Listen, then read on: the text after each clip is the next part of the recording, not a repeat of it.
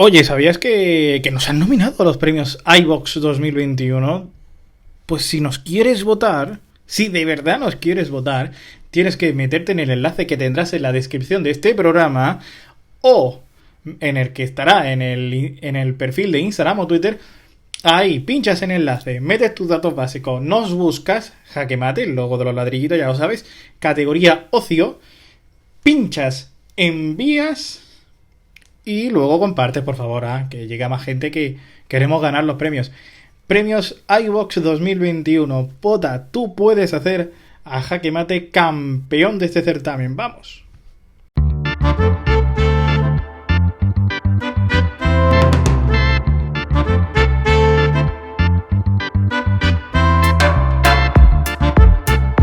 Aquí comienza Jaque Mate con Carlos Javier Lillo.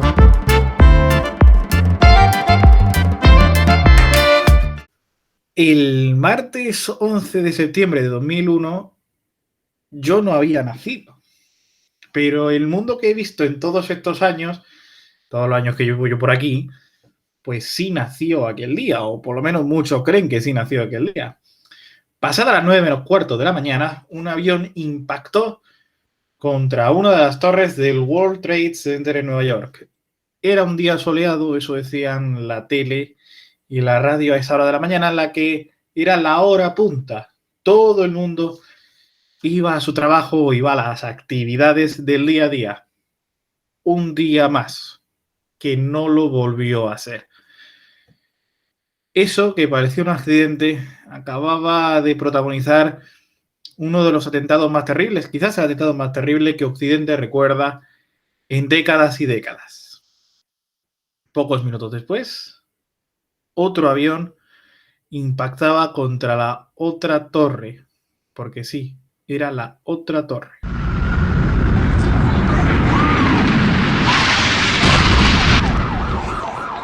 What are those people gonna do?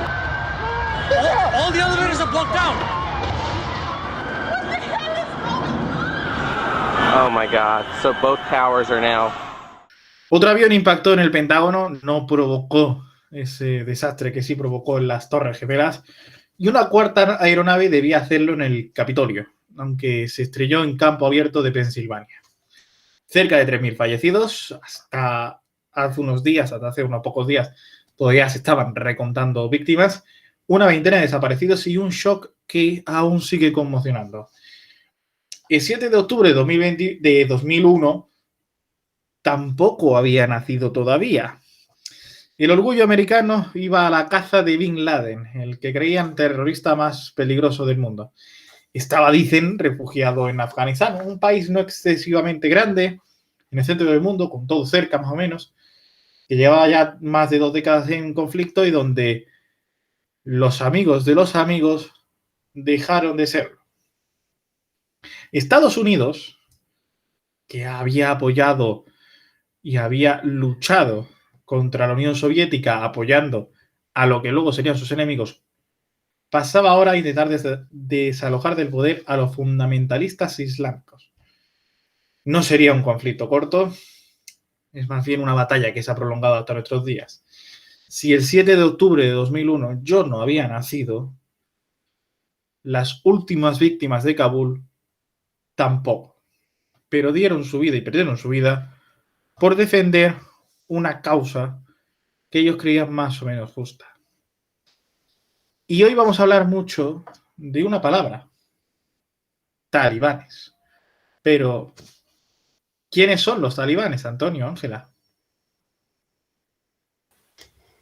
Bueno, los talibanes, ya desde un punto de vista etimológico, la palabra talibán es el plural de la palabra talib, que es estudiante, ¿no? Al fin y al cabo, digamos, en su idioma natural, el talibán son los estudiantes y hace referencia pues, a estos estudiosos del Islam que, como tú bien decías, pues provienen de esa generación que, apoyada por Estados Unidos, se levantó en contra del Estado socialista, del gobierno socialista, en aquella primera guerra en los años 70.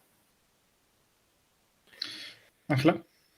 Sí, efectivamente, pues son, digamos, un corpúsculo, un grupo social bastante radicalizado y que bueno, que representan una vez más la capacidad que de acción que tiene el hecho de interpretar el Islam, porque fundamentalmente, y valga la redundancia, la interpretación que hace de esta lectura es bastante fundamentalista y es lo que lleva pues a ser un colectivo bastante radicalizado y bastante, digamos, violento en pro de esa defensa de su propio territorio que consideran que ha sido invadido en varias ocasiones y que pretenden conservar y defender. Afganistán no entró en guerra en 2001. Afganistán llevaba en guerra desde 1979. Aquel año la URSS creyó que debía parar la extensión del Islam. Así que invadió Afganistán y decidió entrar en guerra con ellos. Dicen que Afganistán, por cierto, es la tumba de los imperios. Los afganos tuvieron el apoyo de Estados Unidos. Sabéis que esto era una gran guerra, quizás a nivel internacional, en la que, en pleno momento, además de la Guerra Fría, ya acercándose más bien al final, la URSS y Estados Unidos competían más bien por dominar el mundo. Apoyaron a los mujahidines. Y entre esos mujahidines había uno que seguro os sonará. Osama Bin Laden.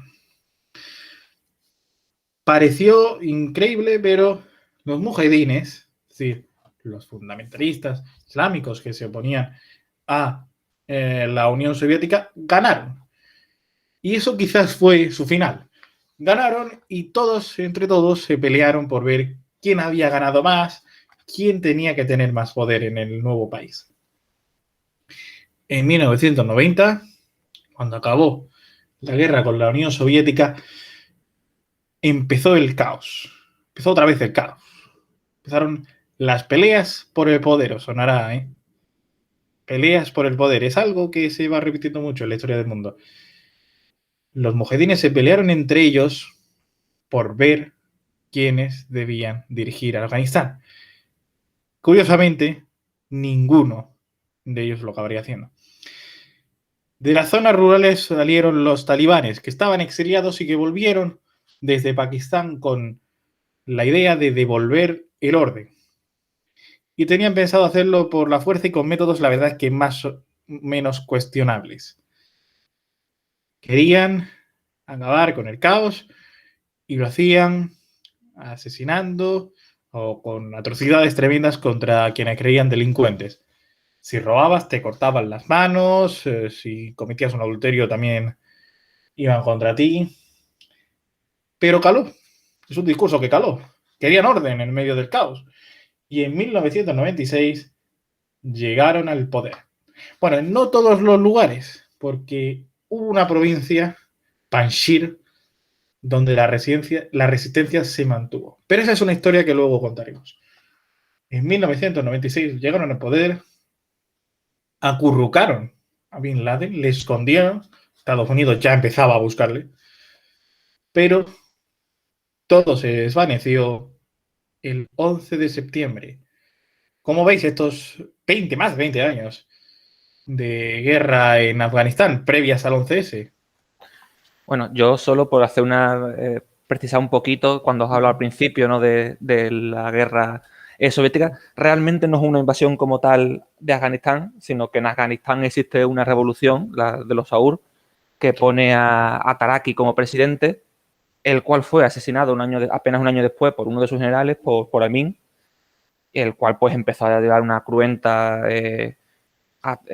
digamos, se puso a purgar a sus disidentes, intentó acumular todo el poder y entonces cuando, pues ante esta situación, la Unión Soviética invade para quitar a Amin, al general Amin, y poner a otra persona del Partido Demócrata Socialista Comunista de Afganistán, también además pues más acorde a sus planes.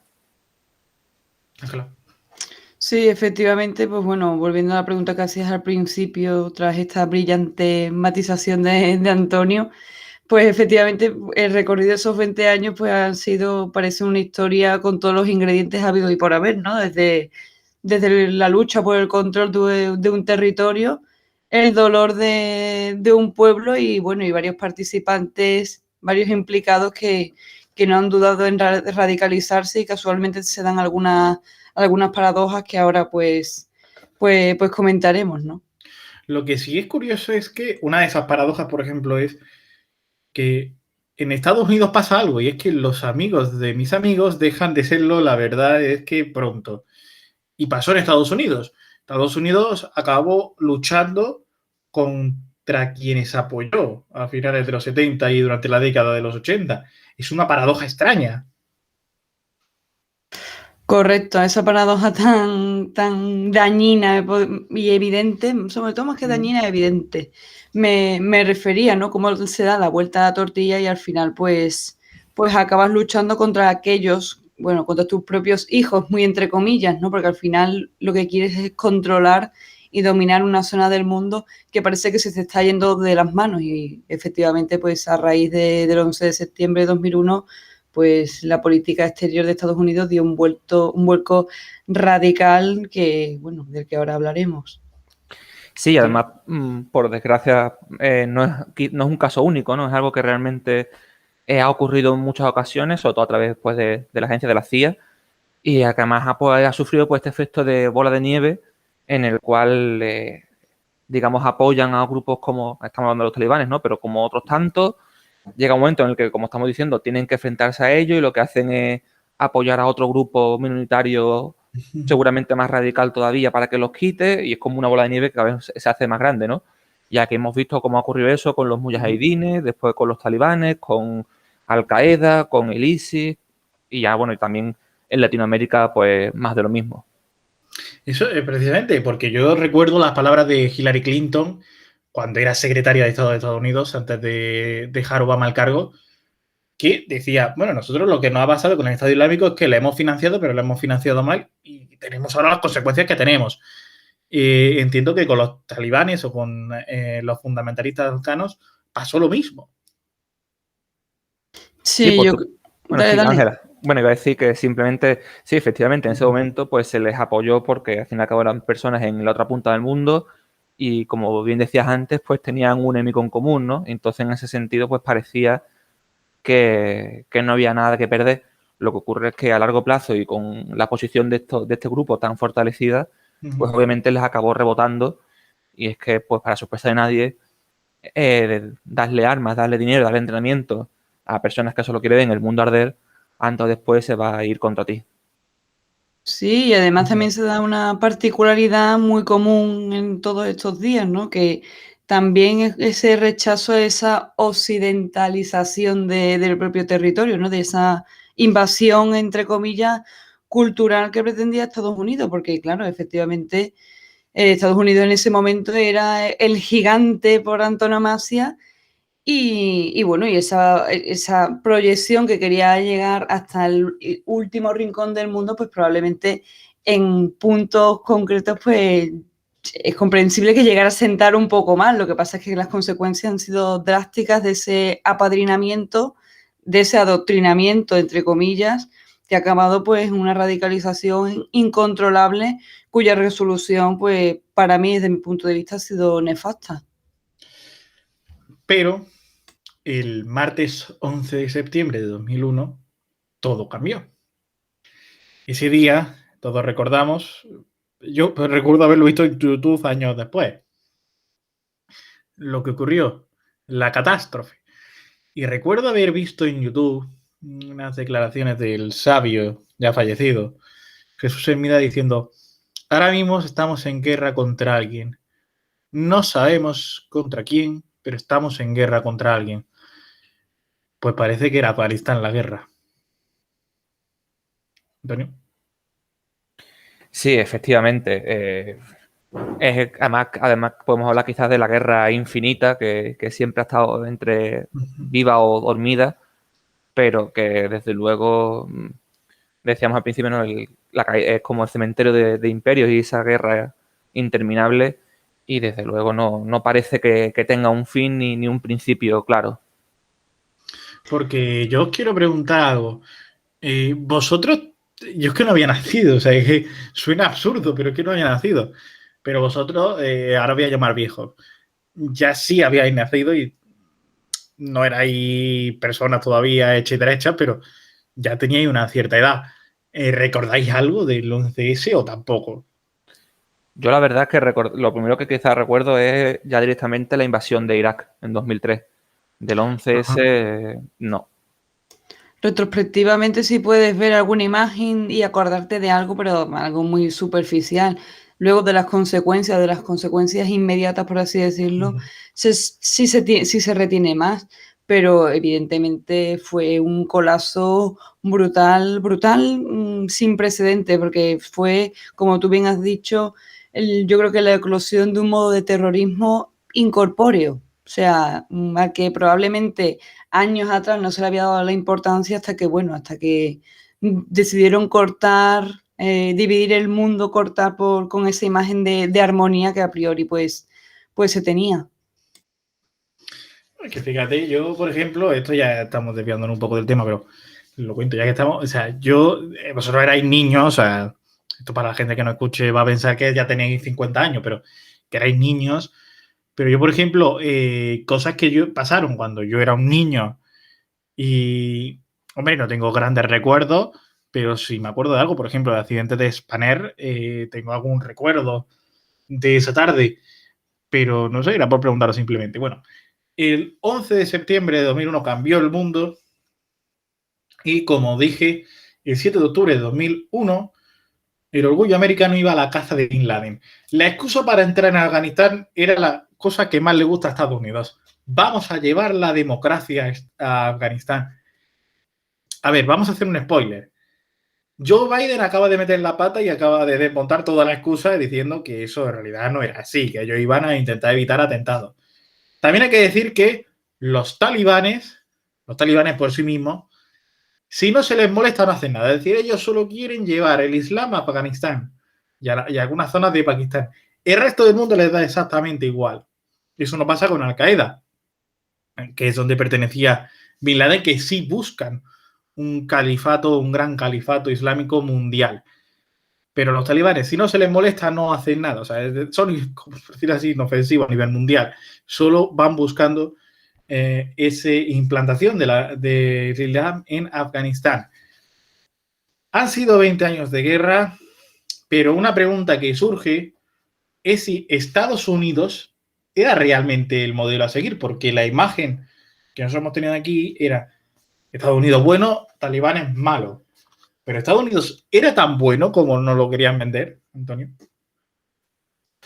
Bueno, desde luego, ya más allá de las percepciones que puede tener alguno, pues obviamente hay muchas fallas en ese discurso, ¿no? De pretender como ser los buenos y más que realmente dividirlo en buenos y malos, eres eso, ¿no? Importar su modelo y moldear el mundo y su imagen y semejanza, que es básicamente la base de la política internacional de Estados Unidos pues, en los últimos 100 años, incluso desde la Segunda Guerra Mundial. Entonces, claro, en ese sentido, pues ella tenía muchas fallas y desde luego porque nunca vas a poder imponer tu propio sistema en otro lado sin que realmente esa gente quiera. Entonces ahí, pues digamos que era una guerra que no podían ganar en ningún momento y era un conflicto que era imposible. En definitiva, bueno, lo admitió Biden y es verdad, allí el único objetivo real era evitar que, digamos, le volviera a salpicar como ocurrió en el 11S y como ocurrió en otros lugares del mundo. Evitar que nos ataquen en nuestro propio país, no realmente hacer de un país mejor. Y eso se ve claramente en cómo ha funcionado Afganistán en estos 20 años, que ha sido un completo desastre. Sí, probablemente la lectura de bueno o malo aquí sea mucho más que bueno o malo, o sea, quizás bastante irregular, ¿no? Por eso que está comentando Antonio, porque efectivamente no sé quién aplica la violencia primero, si el que quiere exportar un modelo que sea a priori implacable y que se instaure rápidamente, llamemos paz, llamémoslo como tú quieras, cualquier seudónimo de esto que nos gusta por aquí en la parte de Occidente, para luego hacer todo lo contrario, para violentar, lo llamamos paz, lo llamamos un modelo civilizado, cuando realmente, pues, digamos que ese tipo de comportamiento no es el más adecuado, porque al final yo creo que la radicalización por parte de estos colectivos, como es el ISIS-K, los talibanes en general, pues creo que no sin justificarlo, evidentemente, porque la violencia no hay que justificarla, pero también hay que entender, digamos, esa postura de opresión inicial que, bueno, es el modus operandi de Estados Unidos y efectivamente, pues, la cagada manifiesta del presidente de Estados Unidos, Joe Biden, creo que lo ha dejado bastante en evidencia, que efectivamente no iban con ninguna propuesta humanitaria, sino iban como para frenar, digamos, un volcán que estaba en erupción. ¿Sabéis cuándo realmente Estados Unidos dio por cumplida su misión? Seguro que sí.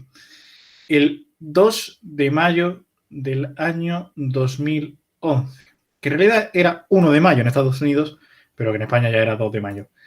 Ese día, domingo por la noche, Barack Obama compareció en la Casa Blanca de urgencia para anunciar al mundo que el mundo occidental, por lo menos, ya no tenía un gran enemigo. Habían matado a Osama Bin Laden, que no apareció en Afganistán, por cierto. Él había huido de Afganistán cuando Estados Unidos entró allí. Ese fue, por lo menos, el punto de inflexión de la guerra en Afganistán y veremos si debería haber sido quizás el final. Antonio, Ángela.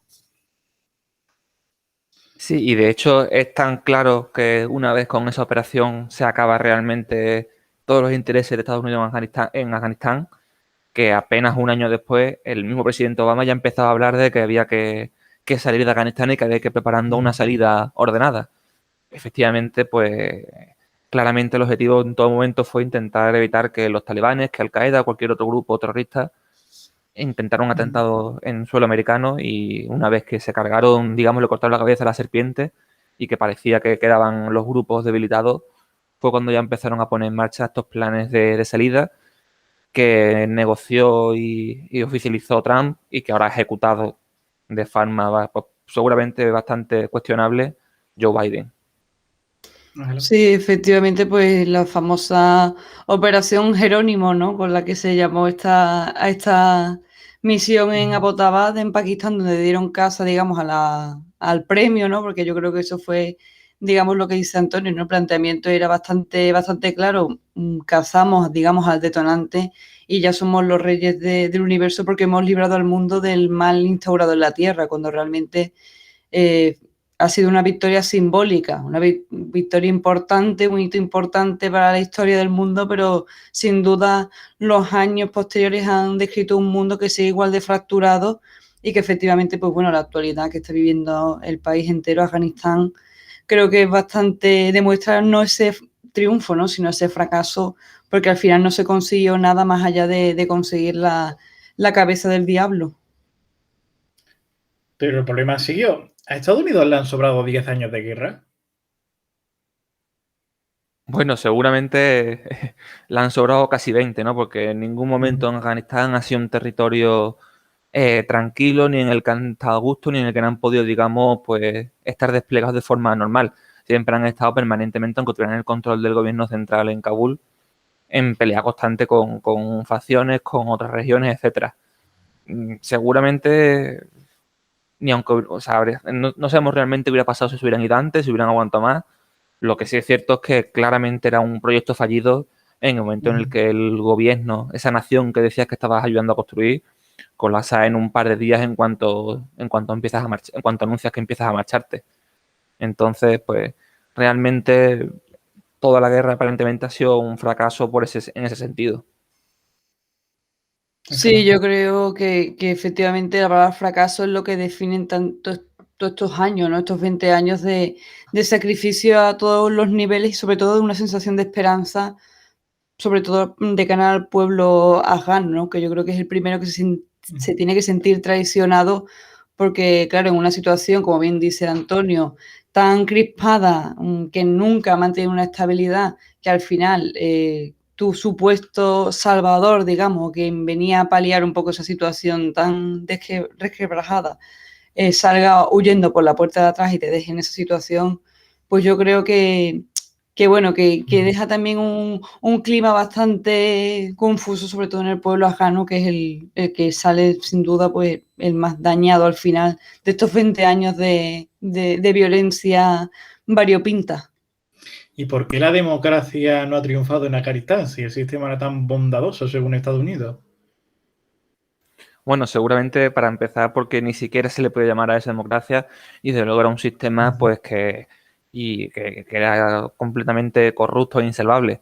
Se ha visto mucho, por ejemplo, a través de noticias, de redes sociales también, por ejemplo, de los talibanes que han hecho en ese sentido un trabajo impecable a nivel propagandístico, cuando han entrado en los palacetes de algunos de los generales o de líderes políticos, completamente pues parecía que estaban entrando en el palacio de un shah todo de mármol, con alfombras persas, con garajes, con decenas de coches de alta gama. La historia esta de la embajada rusa, pero que en principio no parece que se haya desmentido del todo, del expresidente Ghani saliendo con bolsas llenas de dinero una vez el país empezaba a caer. O, no sé, yo creo que realmente la gran causa de que haya caído tan rápido es que el afgano medio no tenía nada por lo que luchar. No tenía ninguna razón para luchar contra los talibanes. Una guerra que sabían que iban a acabar perdiendo entonces después por defender algo que no existía ni era bueno. Claro que una llamada democracia cuando el pueblo no cuenta nada, pues bastante paradójico otra vez, ¿no? Es que yo creo que esto es la historia de una traición y de la historia de las paradojas, porque por todo lo que estamos comentando en el día de hoy. Y el ejército afgano, porque supuestamente el ejército afgano tenía que sobrevivir sin la ayuda de Estados Unidos, es decir, tenía que ser capaz de mantener el feudo ante los talibanes, pero se ha resquebrajado como un castillo de naipes en días y en horas en el caso de Kabul. Sí, efectivamente. Realmente había un entrenamiento supuesto por parte de los soldados unidos, pero la realidad era muy diferente. Se pueden encontrar historias pues tan increíbles como que el gobierno central llegaba a un punto, dejó de suministrar gasolina para los vehículos porque antes de llegar a esos depósitos de almacenaje en las zonas más, digamos, de la frontera de Afganistán, se acababa perdiendo porque los diferentes soldados lo iban mal vendiendo en el mercado negro para sacar un dinero. También incluso los mismos soldados muchas veces no cobraban. Existía una gran corrupción de capitanes que de repente por un soborno, por lo que fuera, desaparecían y no se lo volvía a ver o volvían tiempo después. Se volvió una tradición pues bastante lamentable, ¿no? Que quizás de las pocas cosas buenas que habían llegado los talibanes, que era la vuelta de los bachabazi, de estos niños que eran poco menos que esclavos sexuales de personas importantes del pueblo, en este caso muchas veces incluso de militares, de capitanes de estos cuerpos de defensa. Y desde luego, pues, en última instancia, dependían por un lado de lo que trajeran los soldados americanos y sobre todo en tu momento intentaron pretender que fueran los mismos lugareños de cada pueblo los que defendieran el país. El problema, decía antes Ángela que el gobierno no contaba con el pueblo y esto es tan claro como que para empezar no existía ni siquiera una igualdad étnica. El gobierno central y la parte norte, que digamos la que dominada, está formada mayoritariamente por los tayikos, que son aproximadamente el 25% de la población, mientras que toda la zona sur, toda la zona fronteriza con Pakistán y en la que se han ido moviendo los talibanes y donde iban a invadir los talibanes, viven los pastunes, que son casi la mitad, más del 40% de la población, y que no contaban en nada, se les pretendía, no se les había ningún tipo de ayuda y pretendían que cogieran un fusil para defender su casa ante un enemigo que tampoco era mucho peor que el que le estaba gobernando. ¿Y en Afganistán? ¿Ahora qué? ¿Qué va a pasar?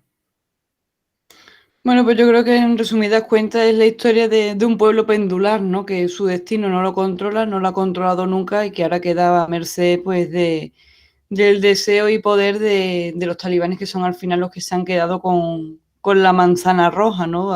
Hablaba Antonio de los bachabazi, efectivamente, si se quiere ahondar más en el dramatismo de todo lo que sucede en Afganistán a raíz de la retirada de Estados Unidos de la zona, creo que únicamente pues hay que revisar un poco el trabajo que hacen corresponsales, reporteros españoles allí en trabajo de campo para dar cuenta de cuál es la realidad dramática que viven mujeres, niños y efectivamente pues en general esa diferencia, como bien decía Antonio, étnica, ¿no? Que al final pues también radicaliza un poco más la diferencia que hay, las dificultades que se pueden tener para sobrevivir, ya no para vivir, sino para sobrevivir, y hago mucho hincapié en la figura de la mujer, ¿no? Que al final pues también es el último eslabón, bueno, sí, el último, no es considerado ni eslabón, es el eslabón perdido de todo este engranaje social, este drama político-social, aunque yo creo que es más social que político. Precisamente sobre las mujeres, Afganistán había vendido, los talibanes habían vendido un gobierno inclusivo, feminismo casi ya. Lo habían prometido, pero parece que no, ¿eh? Lo habían prometido cuando todo el mundo estaba allí dentro, pero cuando se fueron, parece que al final no. Bueno, en ese sentido, quizás había una mala interpretación y cuando hablaban de gobierno inclusivo, se estaba hablando realmente de gobierno étnicamente inclusivo, ¿no? De que esta diferencia que estamos hablando se respetase más o menos, aunque al final parece que en principio no va a ser así. Veremos cómo avanzan las negociaciones con los grupos de resistencia en Panjshir. Pero sí, desde luego las mujeres, y yo incluso también habría que hablar de las personas homosexuales y de otra diversidad, ¿no? Que son quizá, porque las mujeres es cierto que viven una vida pues totalmente gris y sin libertad ninguna, pero que también hay otros grupos que también incluso antes de que llegaran los talibanes, es que directamente su existencia es ilegal. Están recogidas en el Código Penal, con lo cual también creo que es importante mencionarlo. Ángela.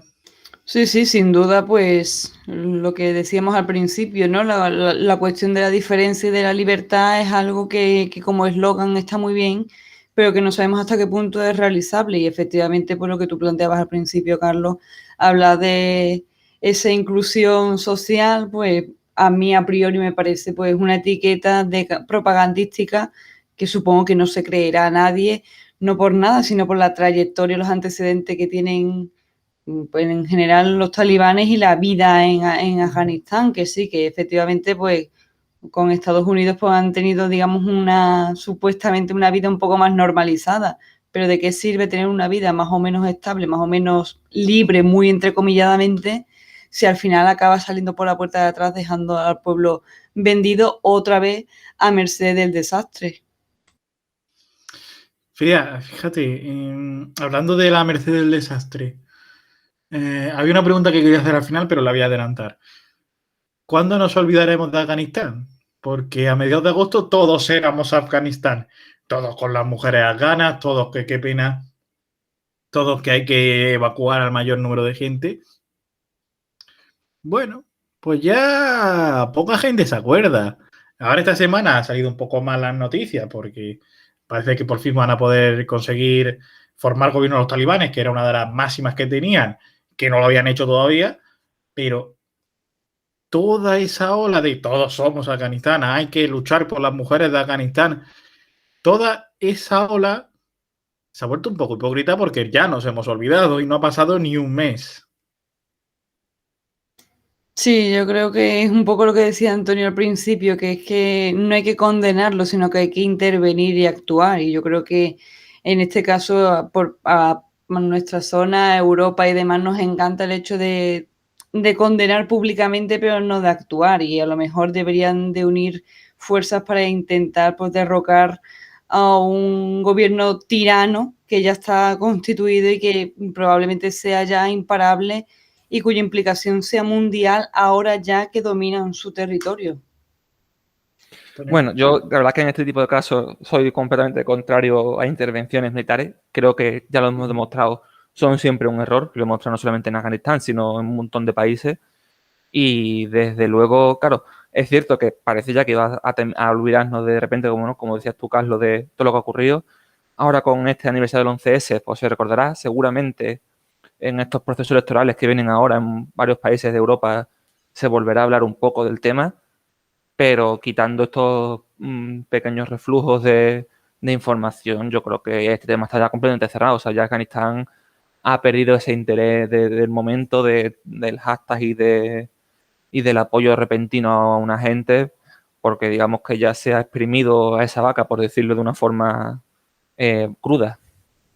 Puntualizo. El interés del hashtag, me ha gustado el término. Ángela, perdón. Puntualiza intervención no militar, que es que parece que se pronuncia intervención y ya efectivamente tiene que ser mediante las armas. Yo creo que intervenir de una manera dialogante sí es que es posible. Eso puede ser lo interesante de cara al futuro, sobre todo la postura china, ¿no? Que parece más en ese sentido. Militarmente no, porque es un fracaso. Cambiar las armas por la palabra y a través quizás de la cooperación, del comercio, quizás el gran sueño liberal, efectivamente, democratizar a través del mercado.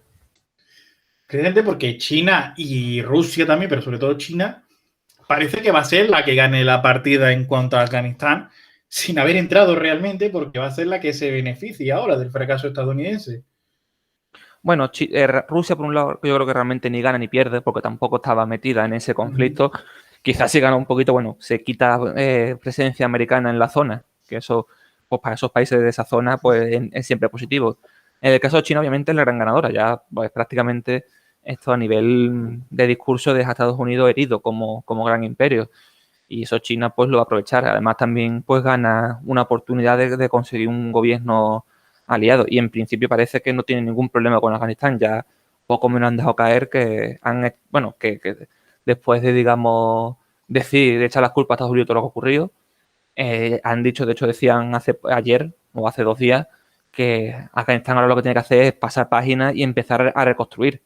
Y de la parte china, mientras no, digamos, haya problemas a nivel de incursiones, de apoyos a las minorías uigures o de atentados, mientras quieran comerciar, están dispuestos y de hecho ya tienen previsto construir su ruta de la seda a través de Afganistán. Ángela.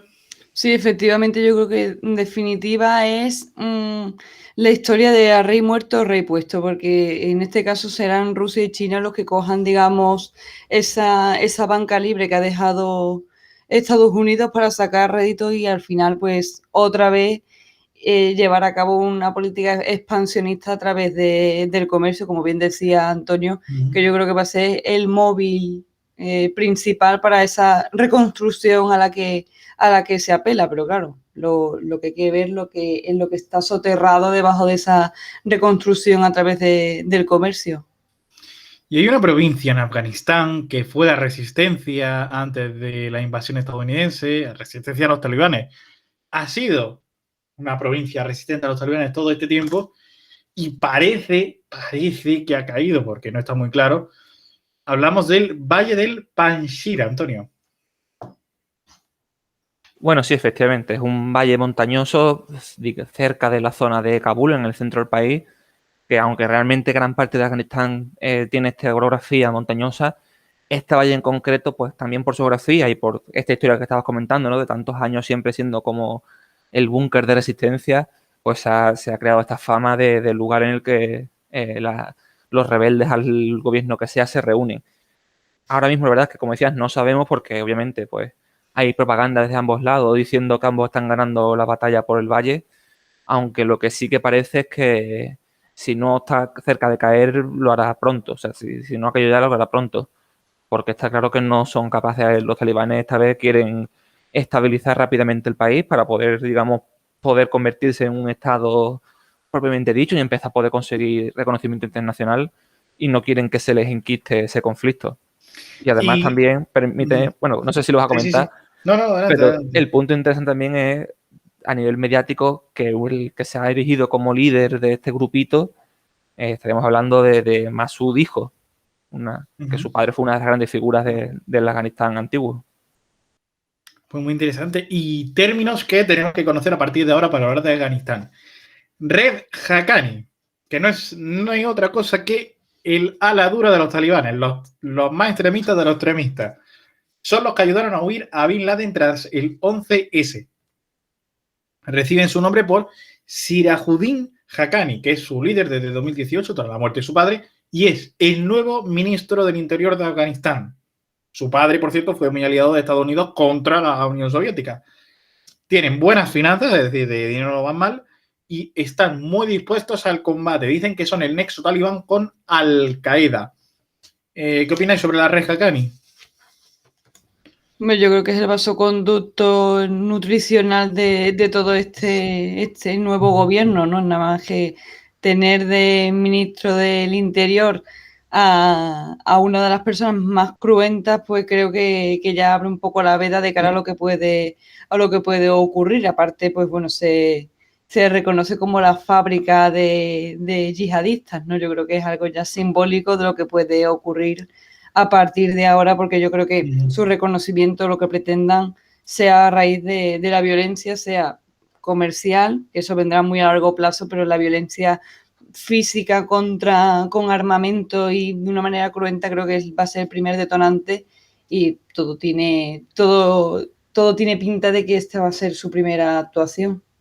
Una de las personas más cruentas, y por cierto, este inciso lo hago, uno de los terroristas más buscados por Estados Unidos. Efectivamente, y de hecho, como decía Ángel, además, realmente los miembros del gobierno que conocemos hasta ahora en Afganistán, pues son la cúpula histórica, ¿no? De muchos de ellos participantes del anterior gobierno talibán y muchos, digamos, también reconocidos como terroristas por la sociedad internacional. Y en cuanto a la red Haqqani en particular, bueno, además también no solamente existe esta red propiamente dicha, sino que todo proviene de una red incluso más grande, de una de las principales madrasas de Pakistán, en las que han estudiado, decíamos al principio, que talibán significa estudiantes. Muchos de ellos han sido estudiantes de esta misma madrasa en Pakistán, de la que muchas veces se ha acusado de ser poco menos que una fábrica de fundamentalistas. Y otro término que vamos a conocer este tiempo, ISIS-K, responsable del atentado en el aeropuerto de Kabul, que aceleró la evacuación y demás. Estado Islámico de Jorasán. ¿Por qué de Jorasán? Porque Jorasán era la región histórica que cubría Afganistán, Pakistán y toda esta zona. Son enemigos íntimos de los talibanes. Enemigos íntimos de los talibanes, cuidado. ¿Por qué? Porque creen que son muy blandos a la hora de imponer el Islam. Además, no le hizo mucha gracia que negociaran con Estados Unidos. Están creados en 2014 por talibanes que estaban descontentos de la gestión talibán. Buscan el califato islámico, como busca el califato islámico, el Estado Islámico, la red matriz. No controlan realmente ninguna zona, pero son un grupo que van a dar que hablar, y evidentemente muy fundamentalistas. Digamos que están pues más al extremo todavía. Así que Estado Islámico de Jorasán, ISIS-K, un nombre que vamos a conocer mucho para hablar de Afganistán. Entonces, claro. Más allá de la simplificación que es la que somos caer, obviamente, pues dentro del fundamentalismo islámico de estos grupos existen muchos grupos, muchas luchas por el poder no central, y este es uno de esos casos. Aquí realmente, por dejarlo así simplificado, debemos entenderlo en un sentido de nacionalismo contra internacionalismo. Es decir, ahora mismo los talibanes, su objetivo único y principal es estabilizar Afganistán y controlar Afganistán y no salir de Afganistán. Más allá, pues, o sea, no ampliar fronteras ni entrar en guerra con nadie. Mientras que el ISIS, la premisa bajo la que nace es la yihad internacional y el conquistar, entre comillas, todo el mundo. Por lo cual aquí obviamente aunque sea de una mismo origen ideológico y religioso, son dos objetivos completamente opuestos, y eso es lo que hace que se cree esta lucha casi fratricida. Claro.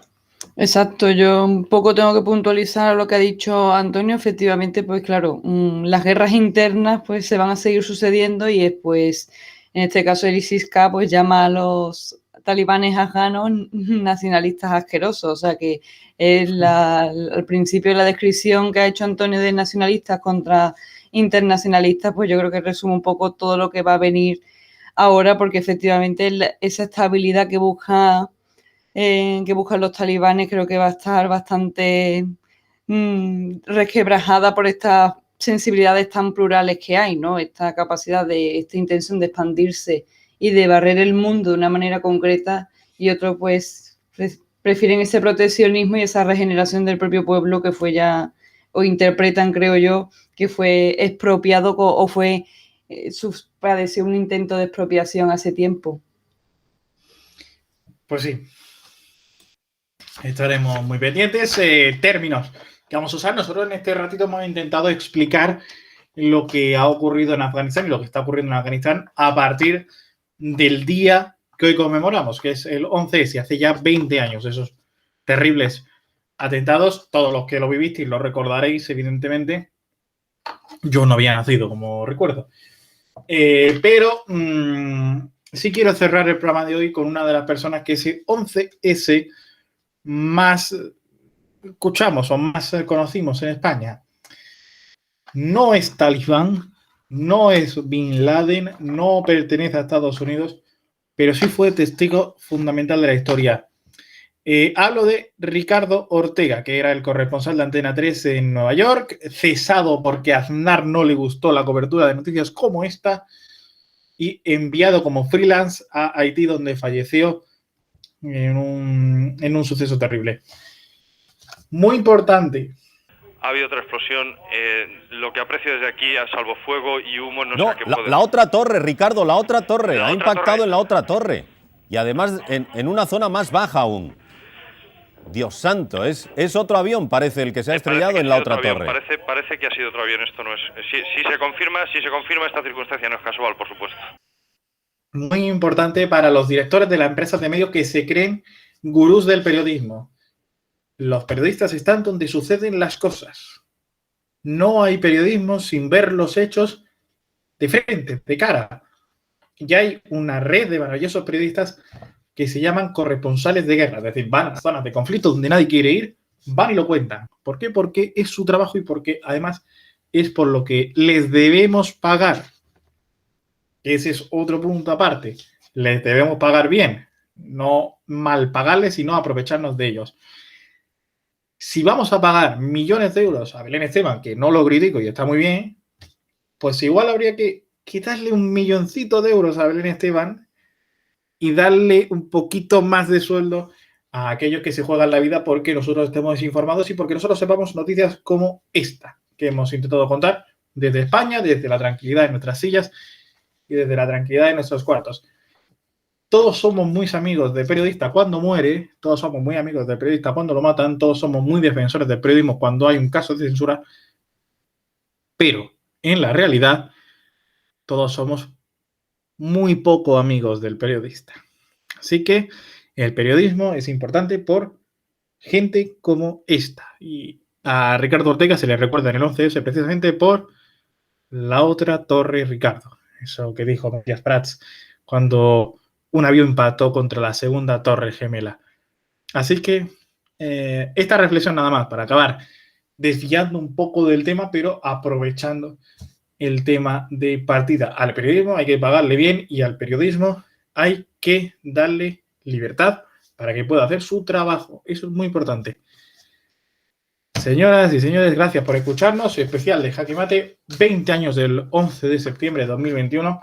Volvemos el lunes con nuestro programa habitual y con muchas cosas que contarles. Hasta entonces, sigan disfrutando de la radio. Muchas gracias a todos.